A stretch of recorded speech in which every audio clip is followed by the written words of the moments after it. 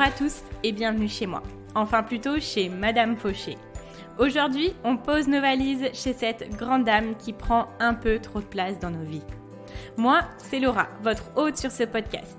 Chaque semaine, on aborde le sujet de l'argent pour le mettre au service de vos ambitions et reprendre le pouvoir sur votre vie.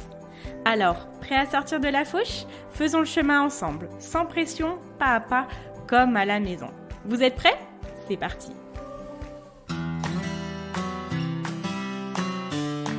Bonjour à tous et bienvenue dans le dos de Madame Fauché. Un épisode un petit peu particulier puisque l'on va aller chercher des concepts qui expliquent le fonctionnement de l'argent, de l'économie, du patrimoine ou encore des investissements. Mon objectif, c'est de conjurer le sort de ces vieilles explications financières alambiquées et bien souvent malheureusement trop ennuyeuses pour pouvoir enfin et pour de bon les comprendre et les maîtriser. Alors les amis, je me charge de faire ma petite enquête pour pouvoir vous apporter toutes les infos les plus simples et les explications les plus pertinentes pour qu'ensemble on devienne tous des petits apprentis experts des finances. Ça a l'air pas mal comme ça, hein ? Et oui, chez Madame Fauché, on a de l'ambition, vous le savez. Alors j'espère que vous êtes prêts, je vous embarque avec moi et c'est parti pour le dos de Madame Fauché. Bonjour à tous, je suis ravie de vous retrouver dans un nouvel épisode. Aujourd'hui, comme vous avez pu l'entendre, enfin j'allais dire le voir, mais je pense que vous m'avez plus entendu que vu, c'est le concept du podcast. Comme vous avez pu l'entendre, on est sur un nouveau concept, ou plutôt c'est un concept que j'ai décidé de formaliser avec un petit générique qui fait plaisir. Je me suis fait plaisir, j'espère qu'il vous a plu aussi. Aujourd'hui, pour commencer ce type d'épisode, je voulais vous parler du coup de l'histoire de l'argent et une grande partie des informations que je vais vous donner aujourd'hui sont tirées du livre L'argent, comment ça marche. On en avait parlé avec plusieurs d'entre vous quand je l'ai partagé en story et on m'avait demandé est-ce qu'il faut que j'achète. Alors j'avais répondu que c'est pas forcément un livre où on vous donne des méthodes, des choses à faire, etc. On est plus sur un mélange entre un livre d'histoire et un livre d'économie. Moi, clairement, en le lisant, je me suis retrouvée en terminale à faire de l'éco. Donc, du coup, c'était un petit peu challengeant parce que ça me rappelait des mauvais souvenirs et que j'avais l'impression d'être en cours.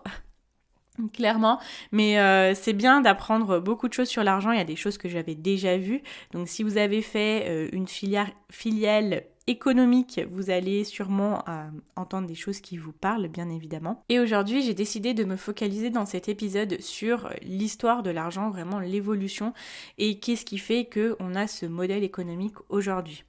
Pour moi, c'est important de connaître l'histoire de l'argent parce que ça fait partie de notre monde, c'est quelque chose auquel on est confronté chaque jour et il est donc impossible de l'ignorer. Quand on utilise quelque chose, déjà, il est important de savoir comment il fonctionne. Et justement, moi, ce que j'avais aimé dans la filiale ou filière de tout à l'heure, je vous ai peut-être dit une bêtise, mais bon, bref, vous avez compris, quand j'étais en terminale éco, j'ai beaucoup aimé le fait que ça m'aidait en fait à comprendre le système qui est en place aujourd'hui. Ça m'aide à comprendre les mouvements économiques, certaines logiques en fait, notamment aussi l'histoire qui m'a permis de comprendre le monde dans lequel on évolue aujourd'hui. Donc pour moi c'est important d'avoir un petit background et de savoir qu'est-ce qui fait qu'aujourd'hui on a ce type de monnaie, qu'est-ce qui fait qu'aujourd'hui ça fonctionne comme ça, qu'est-ce qui fait qu'un jour un produit est cher et qu'un produit un autre jour sera beaucoup moins cher. Voilà, tout ça on va en parler aujourd'hui. Vous le savez, mon objectif c'est de rendre l'argent fun, c'est de rendre la gestion de l'argent simple. Et pour moi, utiliser quelque chose que l'on comprend, c'est beaucoup plus facile de l'aimer. Vous savez, quelque chose qu'on ne comprend pas, qu'on ne connaît pas, première chose, ça nous apporte une peur. Ça a été prouvé dans l'histoire en plus que les personnes dont on a peur, ça nous amène à les haïr. Je peux vous donner des exemples, l'homophobie, le racisme, deux grands exemples qui je pense sont assez parlants. Pour moi, c'est le manque de connaissance de l'autre qui fait qu'on en a peur et qu'on gère très mal notre relation avec l'autre ou avec donc une personne ou avec un fait, un objet, etc. J'espère donc que ça vous aidera à aimer encore plus l'argent, à le chérir, à vouloir l'avoir plus dans sa vie, à avoir une relation saine, positive avec et d'être prêt à faire grandir ce patrimoine que vous êtes en train de créer et de pouvoir transmettre cette même relation à votre entourage ou à vos enfants par exemple. Alors vous allez le voir, l'argent était l'outil du développement de notre monde, parfois selon d'autres sources aussi l'outil de répression, un outil de pouvoir bien évidemment, mais c'est quelque chose qui a suivi les civilisations et qui a évolué en fait avec. On ne sait pas si c'est l'argent qui a fait évoluer les civilisations ou les civilisations qui ont fait évoluer l'argent. Je pense que c'est un lien qui est très très proche et on ne pourra jamais savoir, c'est un petit peu comme l'œuf ou la poule, j'ai envie de vous dire.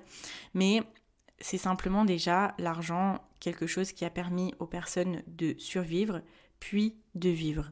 Alors j'espère que vous êtes prêts pour cet épisode. Parfois je vous emmène dans d'autres pays du monde. Je vous emmène en Australie avec Scott Pape, je vous emmène au Canada avec Brian Tracy, je vous emmène aux États-Unis avec Patrice Washington. J'aime vous faire voyager dans ce podcast et aujourd'hui je vous propose un voyage un peu plus particulier, un voyage dans le temps.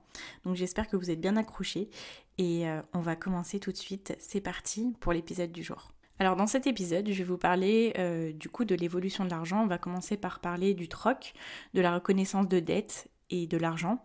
Ensuite de l'évolution des monnaies, donc on va regarder un petit peu voilà comment ça a commencé et franchement c'est assez fou je trouve comme d'où c'est parti et où c'est aujourd'hui et l'évolution qu'on a aujourd'hui.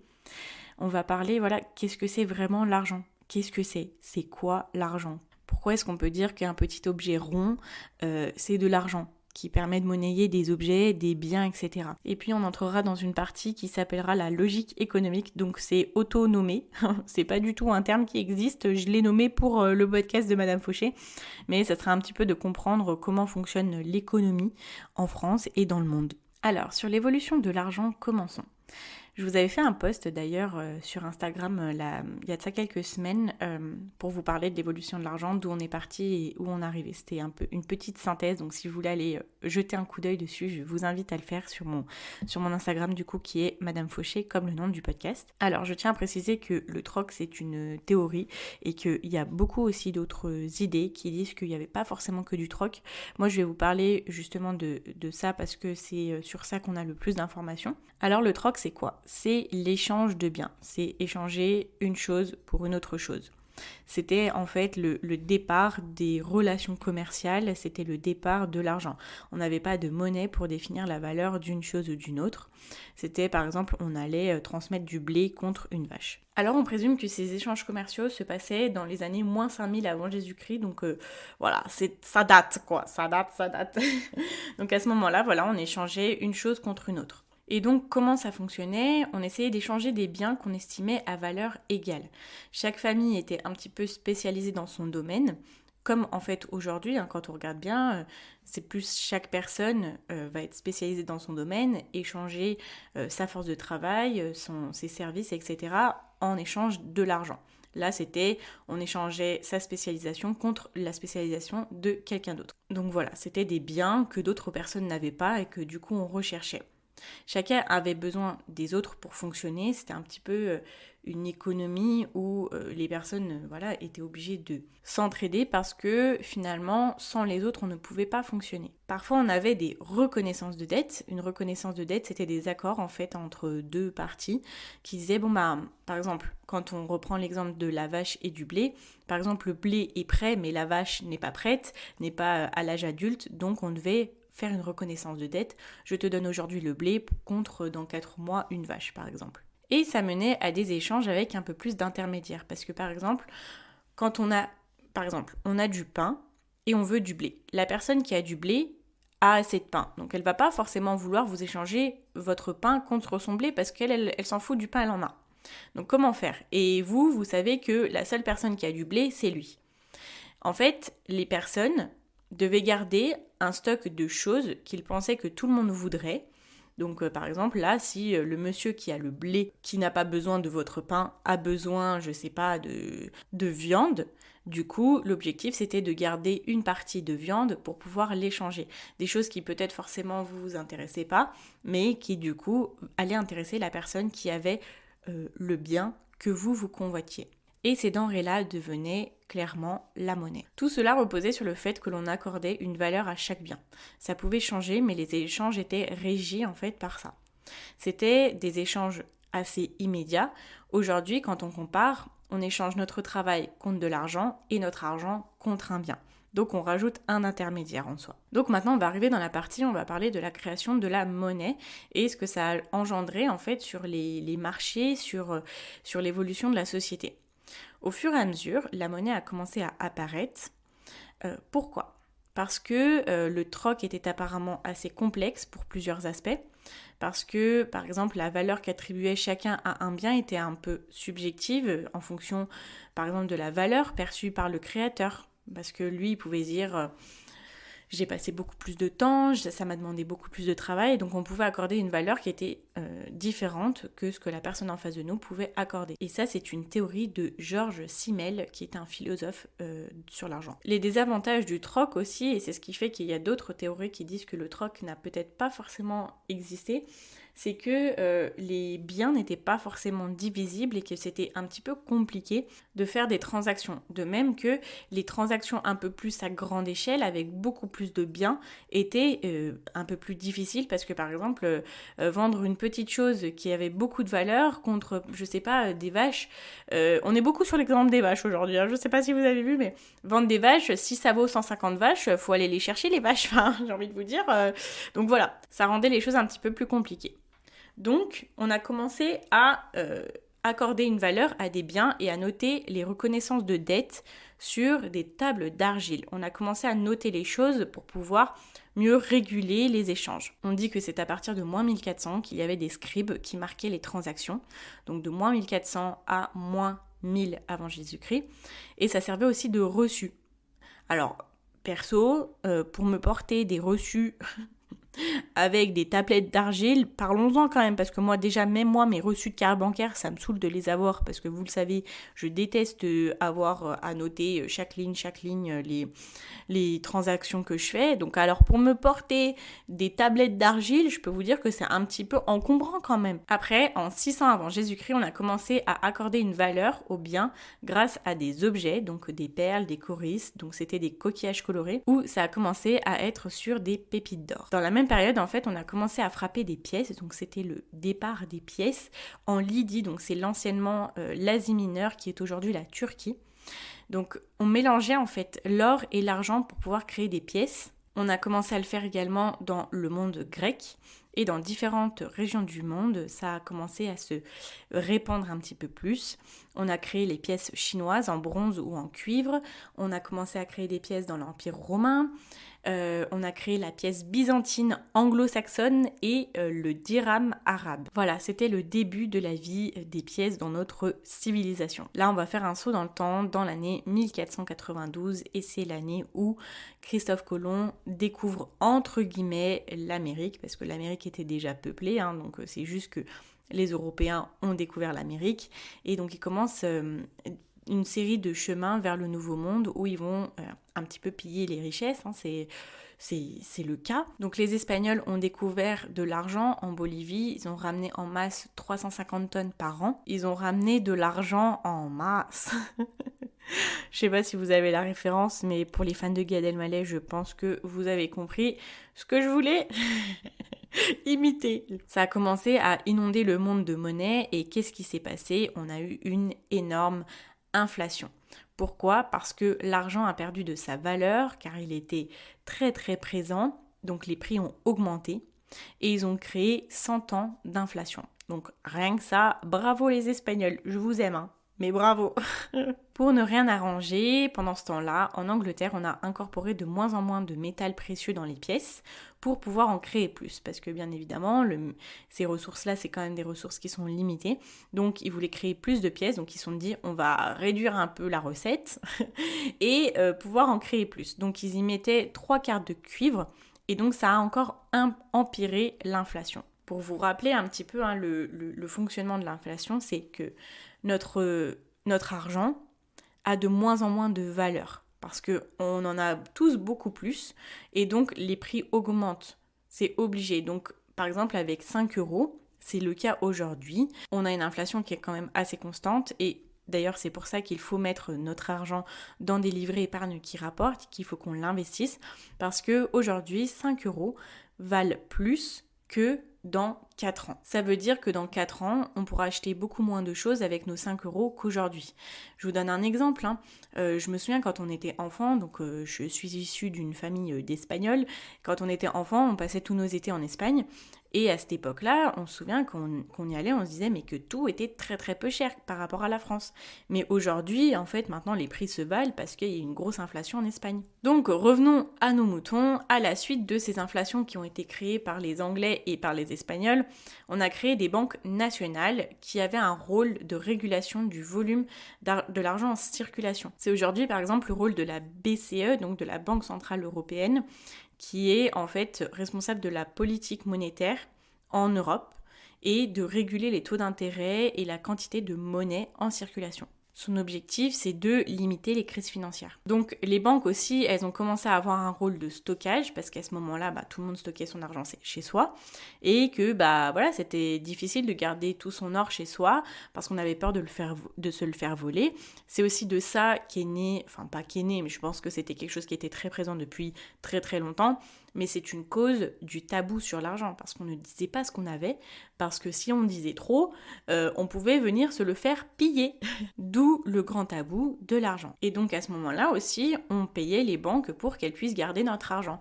Et aujourd'hui, les banques continuent à nous prendre de l'argent entre guillemets, parce que oui, c'est un service qu'elles nous donnent. On paye toujours des frais à la banque. Après, sauf si vous êtes partant d'aller dans des banques en ligne où on paye très très peu de frais. Et donc moi, de comprendre ça, de comprendre le système de l'inflation et que plus il y a de monnaie, en fait, plus les prix augmentent parce que la valeur de l'argent, elle baisse. C'est comme tout, en fait. Quand il y a quelque chose en grande quantité, elle a moins de valeur. La chose, quand elle se raréfie, elle a beaucoup plus de valeur.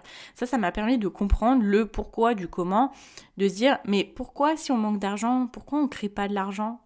Pourquoi on ne rajoute pas des chiffres sur des comptes en banque, pourquoi on n'imprime pas plus de billets en fait. Et il faut un juste équilibre et on ne peut pas créer à profusion l'argent parce que sinon ça nous amène à des grosses crises. L'argent a besoin de garder de sa valeur. Donc au fil des années, il s'est passé beaucoup de choses pour faire en sorte que l'argent puisse garder à peu près la même valeur pour qu'on puisse commencer à avoir confiance en notre monnaie. Une monnaie qui est du coup étendue, qui est générale, et qui peut être utilisé pour échanger des biens et des services. Là, on avance un petit peu dans le temps, on arrive dans les années 1970 où naissent les premières cartes de crédit. Et quand je dis carte de crédit, c'est plus sur le modèle des cartes de crédit américaines où on commence à faire des crédits pour des petits achats. Vous savez, ces cartes-là qui font que les Américains commencent leur vie active avec déjà 5 000 $ de dette. En France, c'est quand même un petit peu moins répandu. En France, on a beaucoup plus les cartes à débit différé où on paye et c'est relevé à la fin du mois. Et ces cartes-là, pour moi, c'est un petit peu le diable, surtout les vraies cartes de crédit où on va payer, on n'a pas forcément l'argent sur la carte et on reçoit les factures à la fin du mois. Et ça, c'est clairement un engrenage parce qu'on se dit qu'on peut tout acheter même quand on n'a pas l'argent. 20 ans après, dans les années 1990, naît l'argent électronique. On a transféré des fonds en utilisant l'Internet. J'adore quand je lis des informations et qu'on me dit l'Internet. L'Internet, les amis. Donc je me sens telle une professeure d'histoire géo, là, je vous préviens. Donc après le boom de l'Internet, en 1999, l'Union européenne décide de mettre en circulation des pièces qui vont être communes à toute l'Union européenne et donc, vous le savez très bien, c'est l'euro. Et en 2002, 3 années plus tard, on va avoir les premières pièces en circulation. Et attention, tout va très vite maintenant. En 2008, naît le Bitcoin, donc les monnaies électroniques. Et en fait, c'est assez drôle en regardant l'évolution de l'argent. Est-ce que c'est juste une vision personnelle d'une personne des années 2000, une personne née dans les années 1990 ou pas? Vous allez me donner votre avis. J'ai l'impression que la forme de l'argent a évolué de façon exponentielle les dernières années. Vous vous rendez compte que depuis les années 1970, on a commencé à passer à de la monnaie entre guillemets fictive, plus digitale. Et là, on a le Bitcoin qui est né en 2008. Vous voyez, en l'espace de 40 ans, on a créé les cartes de crédit, l'argent électronique, les versements, l'euro et le Bitcoin, vous voyez, et les crypto-monnaies. Donc à ce rythme-là, je me dis, dans 20 ans, qu'est-ce qu'on fera ? J'ai hâte de voir ça. Ok, maintenant on arrive à la partie où je vais vous parler de la masse monétaire, de la logique économique. Alors juste pour vous donner une petite idée comme ça, aujourd'hui dans le monde, il y a 80,9 trillions de dollars en circulation. Rien que ça. Moi, je demande juste un petit million, hein, les gars. Vous pouvez... si on répartit différemment. Non, je plaisante. Mais voilà, 80,9 trillions d'argent en circulation. Donc tout ça, bien évidemment, ça crée beaucoup de circuits, ça crée beaucoup d'échanges, on est bien d'accord. Alors pour bien comprendre, au fil des années, on a essayé de définir l'argent et de faire en sorte que ce qui était créé pouvait être rentrer en fait dans cette définition et que ça rentrait dans tous ces critères-là. S'il ne rentre pas dans ces critères-là, c'est que y a un problème dans le système, vous voyez. Donc l'argent fonctionne parce qu'on est tous d'accord que l'argent qu'on reçoit va vraiment servir à acheter autre chose, qu'il a une valeur. Et toute l'évolution de l'argent, de la masse monétaire, des formes de monnaie a été faite pour qu'on soit sûr que en acceptant de l'argent de la part de quelqu'un, on pourra l'utiliser pour se procurer d'autres choses. Alors, les caractéristiques de l'argent, c'est il doit avoir une valeur aussi stable que possible. Il doit être résistant, s'il est matériel, bien évidemment. Il doit être stockable, et c'est pour ça qu'on voit qu'au fil de l'évolution, on a essayé de trouver des solutions pour pouvoir le stocker en plus grande quantité. Il doit être transférable, et dans toutes les monnaies, qu'elles soient digitales ou matérielles, on sait qu'elles sont transférables. Elles sont normalisées, elles sont divisibles pour des raisons pratiques, elles sont en quantité limitée, et ça c'est important, et utilisables comme moyen d'échange. Encore quelque chose qui montre que l'argent ce n'est qu'un outil, vraiment sa définition c'est quelque chose qui est transférable, utile, etc. C'est juste un outil qui nous permet de transférer des choses, de mettre en place des projets, de créer, d'acheter, de donner un service, de toutes ces choses-là en fait. L'argent c'est juste quelque chose qui nous permet d'échanger, de transmettre et de récupérer. C'est un outil, donc avoir des milliers et des milliers d'euros d'argent sur son compte, ce n'est pas une fin en soi. C'est de se dire d'avoir cet argent-là pour pouvoir transférer, acheter, récupérer des choses. Donc voilà, quand on met des objectifs, on peut se mettre des objectifs financiers, mais il faut savoir pourquoi on les veut derrière. Il faut que ça soit vraiment concret. C'est en étant vraiment concret sur des choses de la réalité, du quotidien ou de notre future réalité, qu'on aura vraiment une vision qui est cohérente. Et pas oh tiens, je veux 150 000 euros sur mon compte en banque dans 3 ans. Ok, oui, mais pourquoi ? Ok, alors maintenant, on va parler un peu plus de termes économiques. Je vais vous parler de la main invisible d'Adam Smith. Pourquoi je vais vous en parler ? Parce que c'est la première personne, entre guillemets, qui est venue apporter des théories sur comment fonctionne le monde économique. C'est assez intéressant et je pense que ça peut nous aider aussi à relativiser sur le fait que ce n'est pas tout de notre faute. On n'a pas tous en contrôle de tout ce qui se passe dans le monde économique. Alors pour lui, il dit que le marché se régule toujours tout seul. En fait, c'est que chaque individu va mettre en place des actions pour ses intérêts personnels et que toutes ces actions mises bout à bout vont permettre de faire prospérer un pays. Et pour vous l'expliquer un petit peu plus en détail, quand il y a un besoin, il va y avoir des offres qui vont se créer sur le marché. Parce qu'on dit toujours qu'une bonne offre, c'est quelque chose qui répond à un besoin. Si les personnes n'ont pas besoin, elles n'achètent pas. Et d'une façon logique, les personnes qui vendent ce produit ou ce service-là vont augmenter la production quand il y a le besoin, et donc ça va permettre de faire grandir les richesses d'un pays. Et à cela s'ajoute la concurrence. Quand il y a un besoin, d'autres vendeurs vont arriver sur le marché. Ça permettra d'éviter de faire en sorte que les prix augmentent trop. S'il n'y a qu'une seule entreprise qui va fournir un service ou un produit, il est en situation de monopole. Et c'est pas du tout bon pour l'économie parce que cette entreprise-là va pouvoir monter les prix et ça va déséquilibrer le marché. Et dans tous les cas, une situation de monopole, déjà c'est rare et en plus ça peut durer très très peu longtemps parce que c'est obligé. Quand il y a un besoin, il y a les vendeurs qui arrivent sur le marché. On voit les opportunités, il y a des personnes qui mettent des choses en place pour pouvoir donner d'autres offres. Et si on a plusieurs compétiteurs, donc des entreprises qui proposent le même produit ou le même service, c'est bénéfique pour l'économie parce que du coup, ils vont devoir baisser leur prix. La concurrence, si c'est une concurrence qui est quand même loyale et qui est saine, elle permet de réguler les prix. Et après, par contre, on arrive à l'autre extrême. Attention, s'il y a un concurrent qui arrive sur le marché et qui pète les prix, mais vraiment, qui casse les prix, en fait, il va casser le marché. Donc, c'est tant mieux pour lui, mais du coup, toutes les autres entreprises, elles vont en pâtir. Et on va baisser la valeur de ce produit ou de ce service. Et donc, pourquoi on dit que c'est la main invisible et que tout va se réguler? C'est que si les prix sont trop élevés, les acheteurs ne vont plus acheter ces biens. Et donc les vendeurs vont être obligés de baisser les prix pour retrouver des clients. Et c'est ça la main invisible, c'est que tout se régule. Alors, pourquoi je vous parle de cette théorie-là? Parce qu'on peut nous dire, oui, c'est beaucoup plus compliqué que ça, il y a beaucoup d'autres facteurs, blablabla, on ne peut pas tout comprendre comme ça. C'est plus complexe. Moi, je pense que ça peut être bien d'avoir une vision générale et surtout une vision sur la variation du prix, la variation de l'acheteur, du besoin et de la demande. En fait, c'est juste une logique à comprendre, à se dire, plus mon produit est cher, moins j'aurai d'acheteurs. C'est pas forcément négatif, ça dépend de notre cible. Et que le jour où on va baisser nos prix, on aura peut-être plus d'acheteurs. Ça permet aussi de se dire que la concurrence, c'est quelque chose de sain, parce que c'est qu'il y a un besoin. Si on arrive dans un marché où il n'y a aucune concurrence, soit c'est que, première chose, peut-être qu'on a un génie, qu'on a trouvé le besoin auquel personne n'a jamais répondu, mais dans tous les cas, les concurrents vont arriver assez rapidement, soit deuxième chose, c'est qu'il n'y a pas de besoin.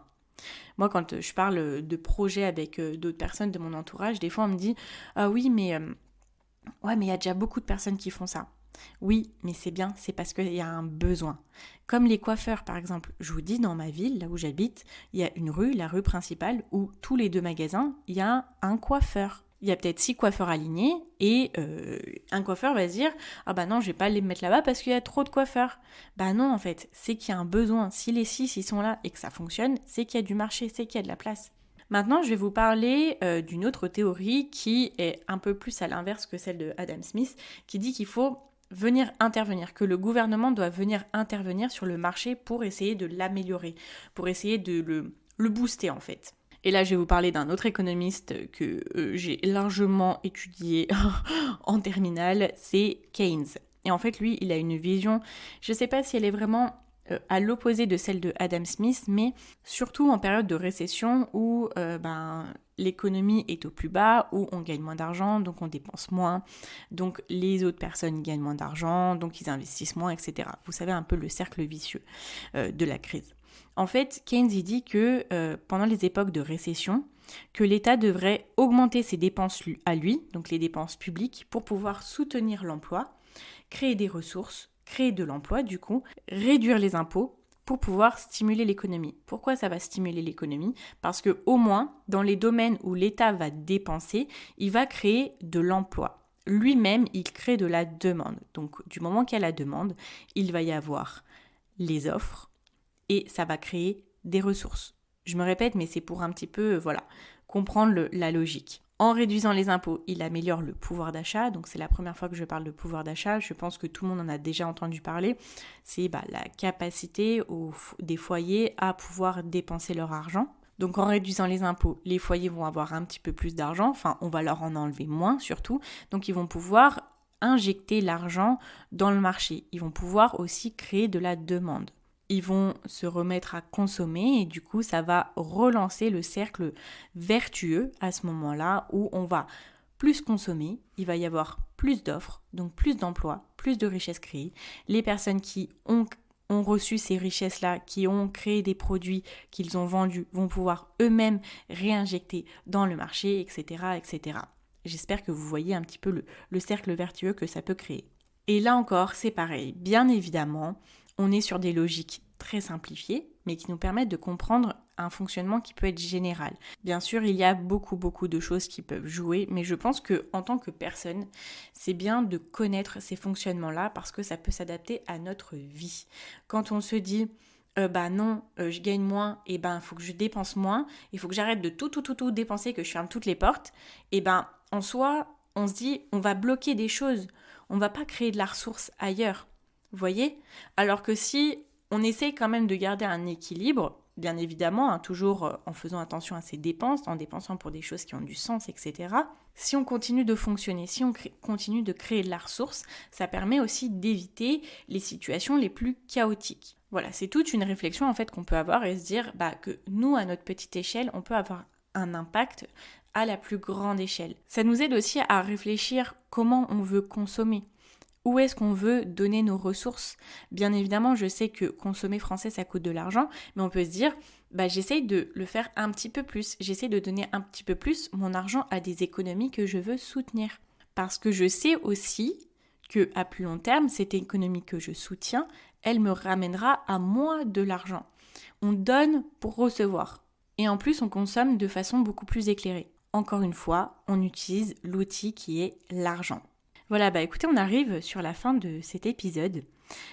Pour moi, ce que j'en retiens, c'est que l'argent, ça a été un outil de développement des civilisations. Même si je sais que dans les livres où on apprend l'argent, on va pas nous dire oui, l'argent, ça a servi à oppresser des civilisations, que l'argent qui a été ramené par Christophe Colomb, c'est de l'argent qui a été volé, qui a été pillé aux civilisations qui étaient là-bas. En fait, ça c'est sûr, on va pas nous en parler. J'aimerais aussi pouvoir avoir plus d'informations sur ça et un jour pouvoir vous faire un podcast encore plus éclairé sur peut-être les mauvais côtés, sur ce que d'autres personnes ont dû subir pour pouvoir arriver à ce qu'on a aujourd'hui. Donc après, ça m'a aussi amené à me poser cette question-là. Est-ce que les choses auraient pu être différentes ? Est-ce que si on avait gardé d'autres concepts d'avant, est-ce qu'il y a des concepts qui n'ont pas du tout été communiqués au fil des années ? Et moi, juste ce que je veux vous dire avec cet épisode, c'est de rester éclairé et de rester avec notre esprit critique, en fait, de se dire, aussi, c'est des concepts qu'on nous a toujours appris. C'est bien, j'apprends à comprendre l'argent, j'apprends à savoir comment ça fonctionne. Maintenant, avec ce que j'ai aujourd'hui, j'essaye d'en faire les meilleures choses, mais de se dire aussi, il y a peut-être des choses qu'on ne sait pas, il y a peut-être des choses encore à apprendre, et je pense qu'on ne finit pas d'apprendre. Dans tous les cas, c'est avec le commerce, avec l'argent qu'on a pu développer les choses. Moi, ce que j'en retiens, c'est que on a beau avancer seul, on est une personne, le soir dans notre tête on est qu'un, mais on a toujours besoin des autres, parce que les autres ont des ressources que nous on n'a pas, que ça soit aujourd'hui ou avant. Et en utilisant ces ressources de la bonne façon, on peut améliorer notre quotidien. Et vous savez, en écrivant cet épisode, je me suis souvenue d'un des premiers rapports avec l'argent que j'ai eu. En fait, est-ce que vous vous souvenez des jeux qu'on jouait dans les années 2000 ? Pour les personnes du coup de ma génération, mais les premières applications de jeux qu'on avait sur le téléphone ou sur l'ordinateur, quand moi j'étais sur TV Réveil, sur jeux.com, je sais plus. Et en fait, j'avais vraiment trop aimé ces jeux-là où on créait des ressources et avec ces ressources-là, on gagnait de l'argent. Et avec cet argent-là, on pouvait se créer d'autres choses. Par exemple, c'était un jeu de ferme auquel je jouais et ça m'avait passionnée. Je m'étais dit, ah ouais, on peut évoluer comme ça en fait. Je plantais du blé et avec ce blé, je le ramassais et je pouvais le vendre, récupérer l'argent. Et grâce à ça, je pouvais m'acheter une machine qui pouvait traiter le blé. Et avec le blé que je récoltais, maintenant, je pouvais traiter le blé et en faire du pain, par exemple. Et avec ça, j'avais créé plus de ressources et je me créais plus de revenus. Et tout ça, c'était un cycle vertueux aussi où on crée de la ressource, on investit, on peut encore créer encore plus de ressources et on peut encore plus investir. Et c'est comme ça, fur et à mesure, qu'on évolue. Ça, c'est des choses qu'on peut utiliser dans tellement de domaines de notre vie. À chaque fois, notre évolution nous permet d'évoluer encore plus. Et c'est pas proportionnel, c'est exponentiel. Si on évolue de 1% de plus chaque jour, on évoluera de 1% sur une base qui a été augmentée de 1% la veille. Et vous imaginez au fur et à mesure, la base sur laquelle on va augmenter notre 1% sera de plus en plus grande et de plus en plus notre augmentation sera de plus en plus grande. Et c'est ça qui est exponentiel. Voilà, écoutez, c'était le petit mot de la fin. J'aime toujours me donner des leçons à moi-même en fait sur ce que j'apprends. Et je pense qu'on a toujours quelque chose qu'on peut appliquer à notre vie sur des concepts, sur de l'histoire, sur plein de choses. J'espère que cet épisode vous a plu, je serais ravie d'approfondir le sujet, si c'est quelque chose qui vous intéresse, ou de parler d'autres théories sur l'argent, de parler de comment fonctionnent les finances publiques, de comment fonctionne la dette, de comment fonctionne le patrimoine, le revenu. On a beaucoup de choses à voir et j'ai hâte de les aborder plus en détail avec vous sur ce nouveau format qui, j'espère encore une fois, vous a plu. N'hésitez pas à me faire vos retours sur Instagram, je serais ravie vraiment de savoir qu'est-ce que vous avez pensé de ce format-là. Si cet épisode vous a plu et si le podcast de Madame Fauché d'une façon générale vous plaît, je vous invite à venir mettre un petit commentaire sur Apple Podcast et une note de 5 étoiles, ça m'aidera beaucoup à être plus visible, ou alors à venir vous abonner sur l'autre plateforme de votre choix. Je vous dis à très vite pour un nouvel épisode du podcast de Madame Fauché et en attendant, n'oubliez pas que vos ambitions n'attendent pas. Ciao ciao.